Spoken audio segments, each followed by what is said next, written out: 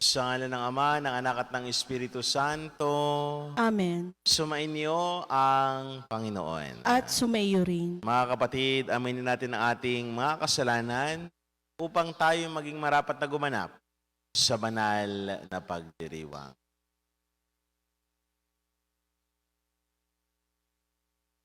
Inaamin ko sa makapangyarihang Diyos At sa inyong mga kapatid, na lubha akong nagkasala sa isip, sa salita at sa gawa, at sa aking pagkukulang, kaya isinasamo ko sa mahal na Birheng Maria, sa lahat ng mga anghel at mga banal, at sa inyong mga kapatid, na ako ipanalangin sa Panginoong ating Diyos. Kawan tayo ng makapangyarihang Diyos. Patawarin tayo sa ating mga kasalanan at patnubayan tayo sa buhay na walang hanggan. Amen. Panginoon, kaawaan mo kami. Panginoon, kaawaan mo kami. Kristo, kaawaan mo kami. Kristo, kaawaan mo kami. Panginoon, kaawaan mo kami. Panginoon, kaawaan mo kami. Manalangin po tayo. Ama naming makapangyarihan, pinanauli mo at pinahalagahan ang wagas na katapatan. Itaguyod mo ang aming kalooban upang sa paghango mo sa amin sa dilim ng alinlangan, kami huwag mawalay sa liwanag mong maasahan. Sa pamamagitan ni Jesucristo, kasama ng Espiritu Santo, magpa sa walang hanggan. Amen.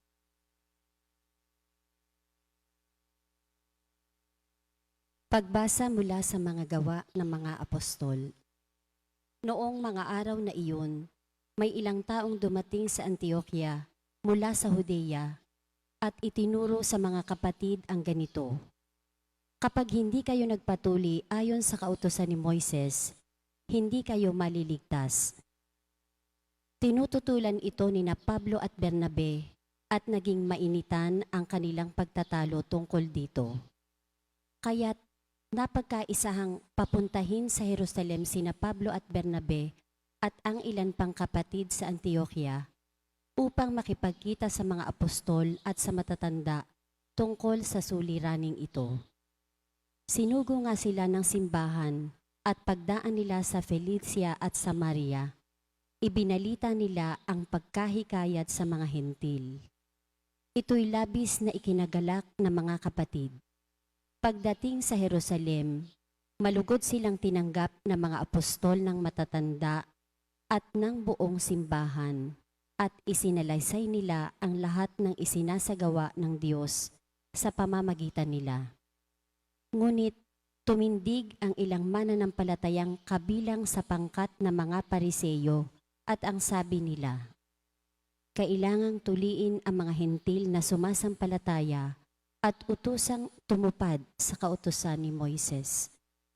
Nagpulong ang mga apostol at ang matatanda upang pag-aralan ang suliraning ito. Ang salita ng Diyos. Salamat sa Diyos. Salmong tugunan.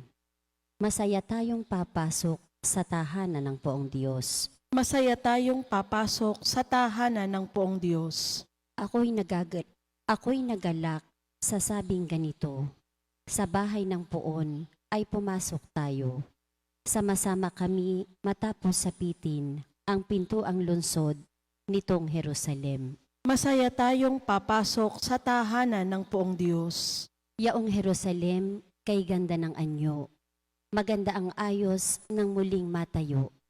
Dito umaahon ang lahat ng angkan, lipi ni Israel upang magsambahan. Masaya tayong papasok sa tahanan ng poong Diyos. Ang hangad, ang poon ay pasalamatan, pagkat ito'y utos na dapat gampanan. Doon din naroon ang mga hukuman at trono ng haring hahatol sa tanan. Masaya tayong papasok sa tahanan ng poong Diyos.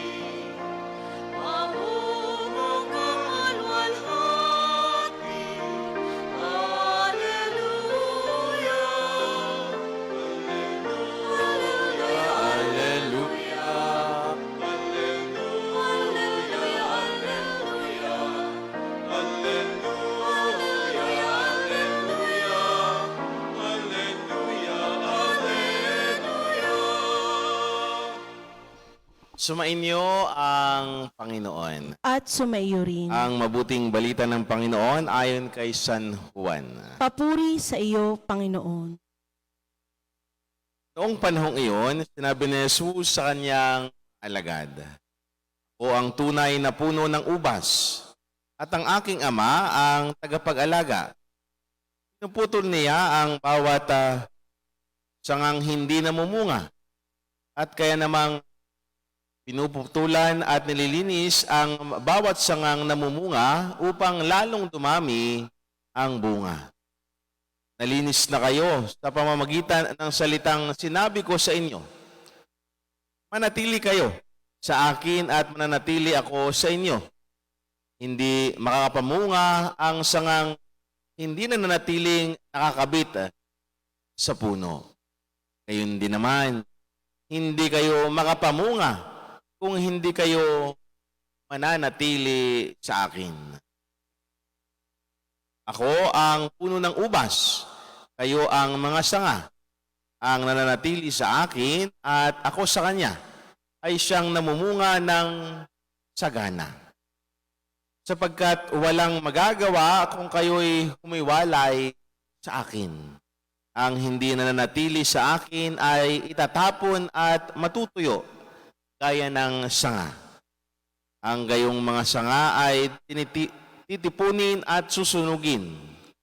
Kung mananatili kayo sa akin at nanatili sa inyo ang salita ko, hingin ninyo ang inyong kaibigan at ipagkaloob sa inyo.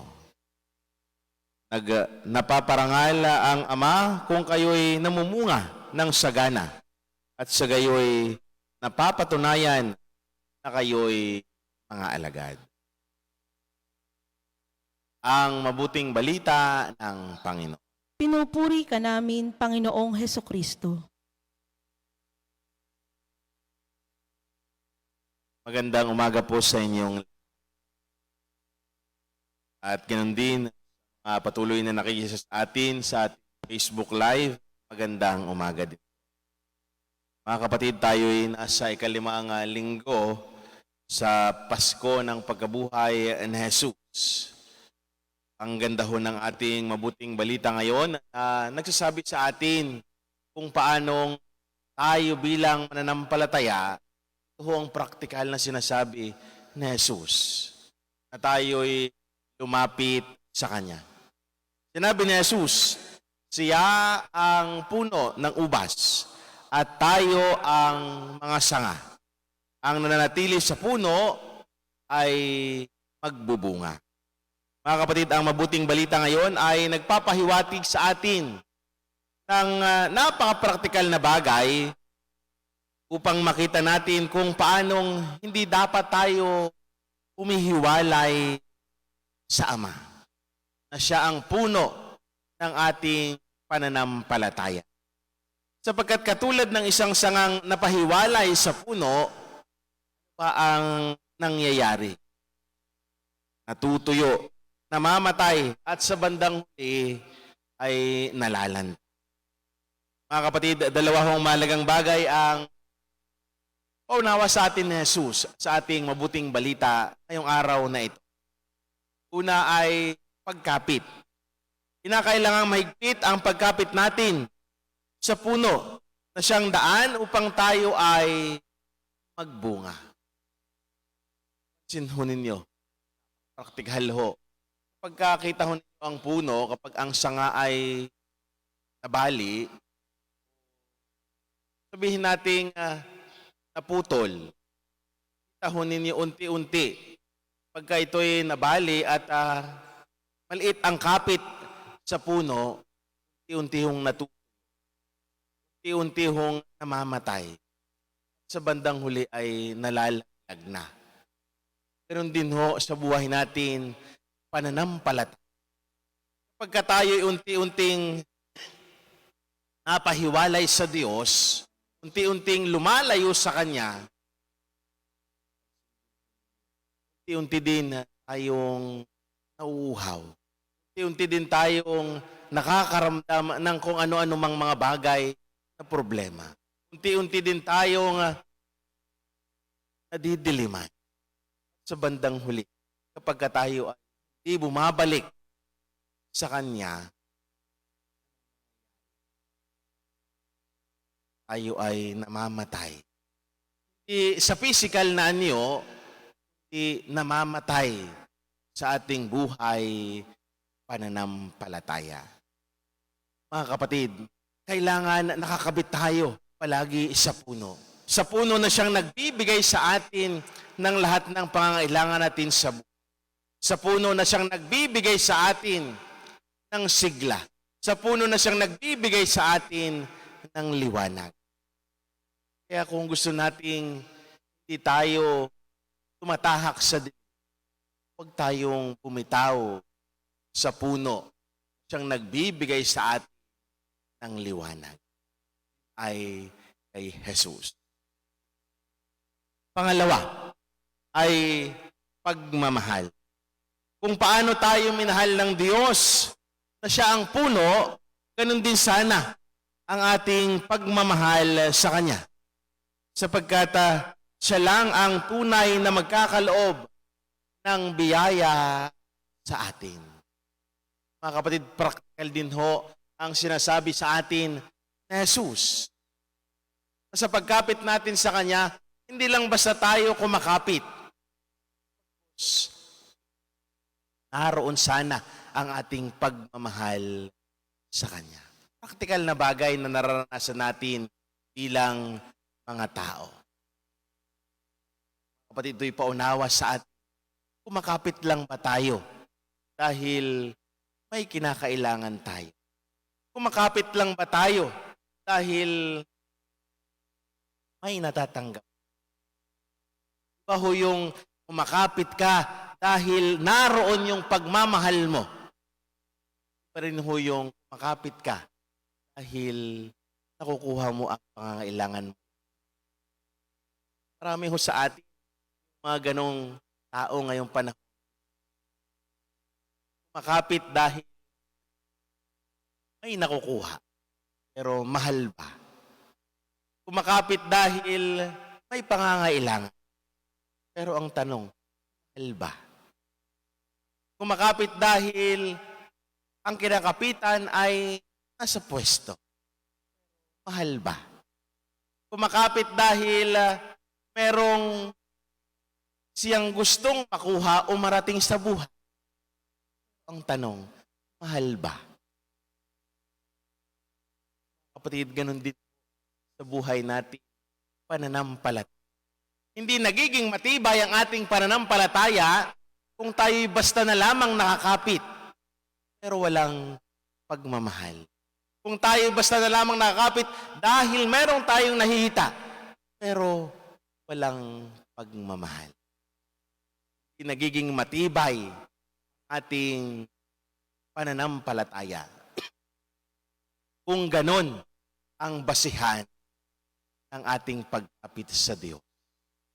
Makapit, pero walang pagmamahal. Kumakapit dahil lamang may nakukuha. Kumakapit dahil may gustong marating. Kumakapit dahil may hidden agenda. Tayo mga kapatid, paunawa sa atin na Jesus bilang mga sanga. Kumapit tayo ng may pagmamahal. Na alam natin na sa pagkapit natin sa Diyos, hinahayaan natin ang Diyos ang siyang magbibigay sa atin ng lahat ng biyaya. Hinahayaan natin siya mismo ang gumalaw para sa atin. Dahil natigit sa lahat, alam natin na mahal tayo ng Diyos. At pangalawa nating gagawin sa pagkapit natin, dahil alam natin na mahal tayo ng Diyos, na kailangan din, naroon din ang ating pagmamahal sa Kanya. Naroon din ang pagbibigay natin ng ating sarili. Lamang Diyos ang siyang aantay natin. Hindi lamang ang Diyos ang siyang magbibigay sa atin. Hindi tayo rin, sa pagkapit natin sa Kanya, tayo rin mismo, ibibigay din natin ang ating sarili. Tayo rin mismo, ibibigay din natin ang ating pagmamahal. paalala sa atin, Jesus. Sana bilang magkakapatid sa pananampalataya kay Kristo, sana ang maging ugali natin, makapit tayo dahil gusto nating ay makuha. Kumakapit lang tayo dahil gusto nating may mapagmamalaki. Sana mga kapatid, kumakapit tayo dahil ang atin ay ipadama din ang ating pagmamahal sa Kanya. Pagkapit at pagmamahal ang magiging daan upang tayo bilang mananampalataya ay magbunga sa pamamagitan ng Jesus ng Diyos. Sila ang puno at tayo ang mga sanga. Isang mga umaga sa inyong lahat.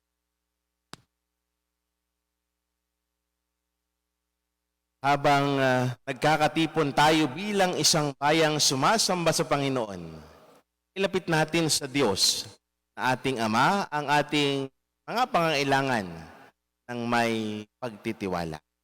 Panginoon, tingin mo ang aming panalangin. Panginoon, dinggin mo ang aming panalangin.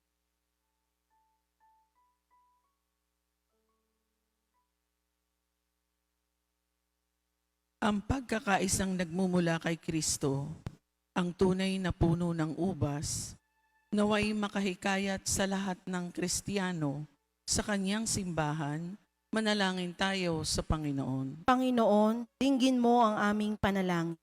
Ang mga pari, relihiyoso at mga misyonero, naway maging tapat sa kanilang bukasyon sa simbahan at manatiling kaisa ni Kristo sa kanilang gawain, manalangin tayo sa Panginoon. Panginoon, dinggin mo ang aming panalangin.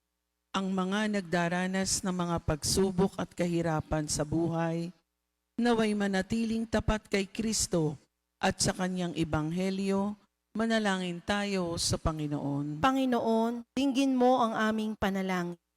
Ang mga may sakit, naway tingnan si Kristo bilang bukal ng lakas at kagalingan, manalangin tayo sa Panginoon. Panginoon, dinggin mo ang aming panalangin. Ang mga tapat sa Panginoon na namayapa, naway manatili kay Kristo magpasawalang hanggan, manalangin tayo sa Panginoon. Panginoon, dinggin mo ang aming panalangin.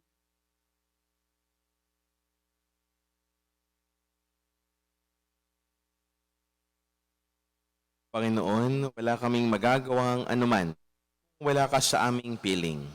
Dinggin mo ang aming mga panalangin at panatilihin mo kami sa iyong pag-ibig. Nihiling namin ito sa pamamagitan ni Kristo na aming Panginoon. Amen.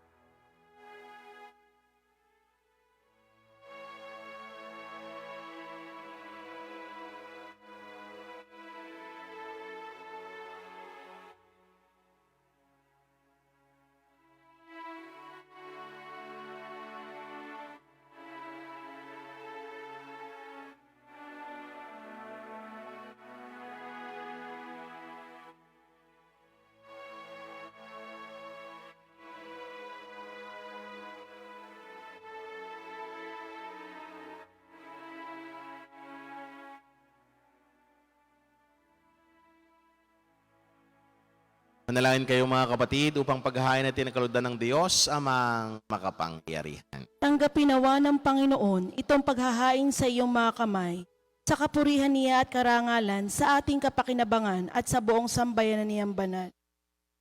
Ama naming lumikha, ipagkaloob mong kami ay laging magalak sa pagdiriwang ng Pasko ng pagkabuhay ng iyong anak, upang ang ginagawang patuloy na pagsisikap ay maging sanhi ng aming ligayang walang maliw. Sa pamamagitan niya, kasama ng Espiritu Santo magpasawalang. Amen. Sumainyo ang Panginoon. At sumaiyo rin. Itaas sa Diyos ang inyong puso at diwa. Itinaas na namin sa Panginoon. Pasalamatan natin ang Panginoon na ating Diyos. Marapat na siya ay pasalamatan. Ama naming makapangyarihan, tunay nga marapat na ikaw ay aming pasalamatan. Ngayong ipinagdiwang ang paghahain ng Mesiyas, ang maamong tupa na tumubos sa aming lahat. Sa paghahain ng sariling buhay at sa pagkabuhay ng anak mong mahal, nabuksang ganap ang iyong tahanan at kaming pinagharian mo'y naging kasambahay. Sa pagkamatay niya sa krus, nalupig ang kamatayan. Sa kanyang pagkabuhay, naging buhay siya ng tanan. Kaya kaisa ng mga anghel na nagsisiawit ng papuri sa iyo, nang walang humpay sa kalangitan, kami nagbubunyi sa iyong kadakilaan. Santo, Santo, Santo Panginoong Diyos ng mga hukbo, napupuno ang langit at lupa ng kadakilaan mo. O sana sa kaitaasan, pinagpala ang naparirito sa ngalan ng Panginoon. O sana sa kaitaasan.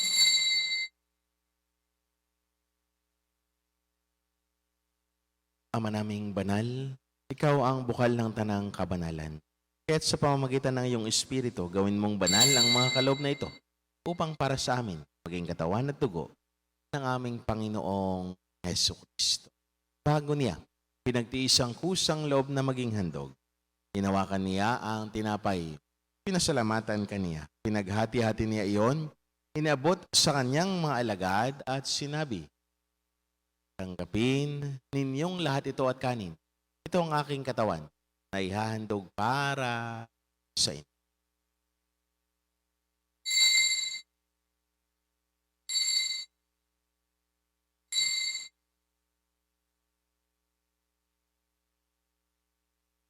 Gayun din naman, nung matapos ang hapunan, hinawakan niya ang kalis, muli kaniyang pinasalamatan. Inabot niya ang kalis sa kanyang mga alagad at sinabi, tanggapin ninyong lahat ito at inumin. Ito ang kalis ng aking dugo, ng bago at walang hanggang tipan. Ang aking dugo na ibubuhos para sa inyo at para sa lahat, sa ikapagpatawad ng mga kasalanan. Gawin ninyo ito sa pag-alaala sa akin.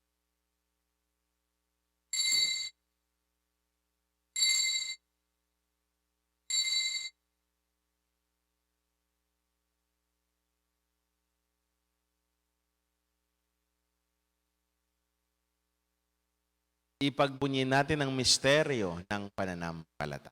Si Kristo'y namatay, si Kristo'y nabuhay, si Kristo'y babalik sa wakas ng panahon. Ama, ginagawa namin ngayon ang pag-alaala sa pagkamatay at muling pagkabuhay ng iyong anak. Kaya tiniaalay namin sa iyo ang tinapay na nagbibigay buhay at ang kalis na nagkakaloob ng kaligtasan. Kami, nagpapasalamat dahil kami yung minarapat at tumayo sa harap mo para maglingkod sa iyo. Isinasamo namin kami magsalo-salo sa katawan at dugo ni Kristo ay mabuklod sa pagkakaisa sa pamamagitan ng Espiritu Santo. Ama, lingapin mo ang iyong simbahang laganap sa buong daigdig. Puspusin mo kami sa pag-ibig kay San Francisco, na aming Papa, ni Gilbert naming Arsobispo at ng Tanang Kaparian. Alalahanin mo rin ang mga kapatid naming nahimlay na may pag-asang sila'y muling mabubuhay, gayon din ang lahat ng mga pumanaw.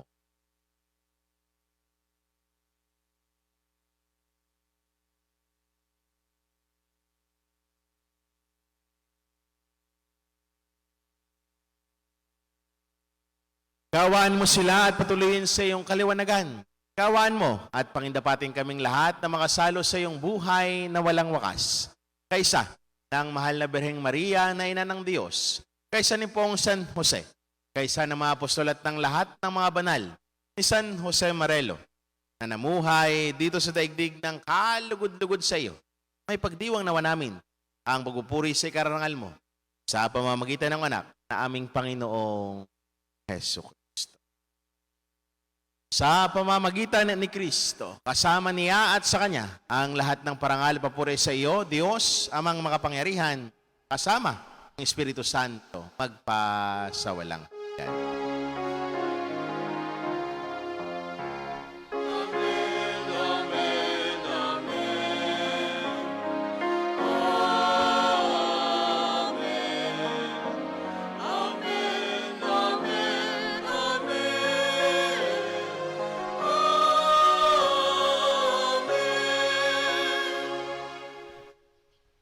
may kababaan ng loob.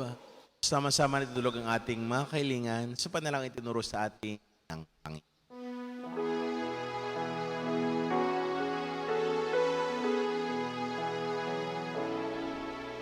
Ama namin, sumasalangit ka. Sambahin ang ngalan mo. Mapasa amin ang kaharian mo. Sundin ang loob mo. Dito sa lupa, para ng sa langit. Bigyan mo kami ngayon ng aming kakanin sa araw-araw. At patawarin mo kami sa aming mga sala. Para ng pagpapatawad namin sa nagkakasala sa amin.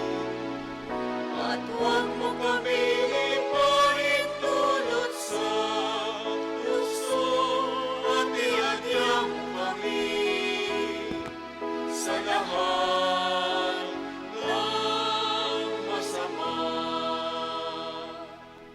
Hiniling namin kami, Diyos, sa lahat ng masama, pagkalooban ng kapayapaan araw-araw, iligtas sa kasalanan tilayo sa lahat ng kapahamakan. Samantalang aming pinanarbikan ang dakilang araw ng pagpapahayag ng tagapagligtas naming si Hesus Kristo. Sapagkat iyo ang kaharian at ang kapangyarihan at ang kapurihan magpakailanman. Amen. Panginoong Jesucristo, sinabi mo sa iyong mga apostol, kapayapaan ang iniiwan ko sa inyo, ang aking kapayapaan ang ibinibigay ko sa inyo. Tunghayan mo ang aming pananampalataya at huwag naman ang aming maraming pagkakasala. Pagkalooban mo kami ng kapayapaan pagkakaisa ayon sa iyong kalooban, kasama ng Espiritu Santo magpasawalang hanggan. Amen. Ang kapayapaan ng Panginoon ay laging sumain. At sumayo rin. Magbigayan kayo ng kapayapaan sa isa't isa. Peace be with you po. Kordero ng Diyos na nag-aalis ng mga kasalanan ng sanlibutan, maawa ka sa amin. Kordero ng Diyos na nag-aalis ng mga kasalanan ng sanlibutan, maawa ka sa amin. Kordero ng Diyos na nag-aalis ng mga kasalanan ng sanlibutan, ipagkaloob mo sa amin ang kapayapaan.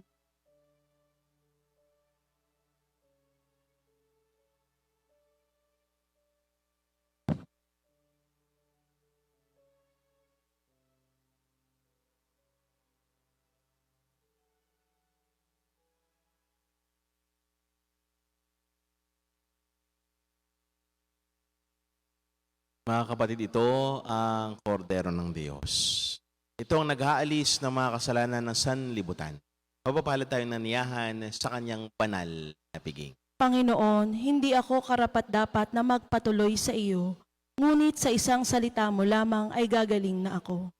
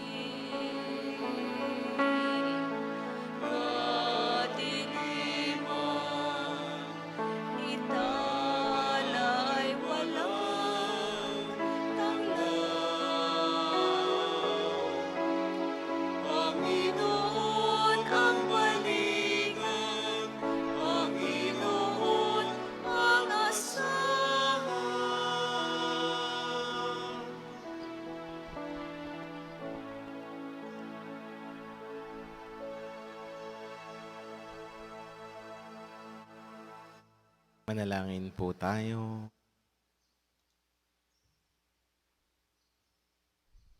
Ama naming mapagmahal, ang aming mga pagluhog ay iyong pakinggan para sa pagkakamit ng iyong tulong sa amin araw-araw at para sa pagkakaloob ng ligayang walang katapusan na pawang idinudulot ng banal na pakikinabang sa pagdiriwang ng pagpapalitan ng inyong bigay at aming alay.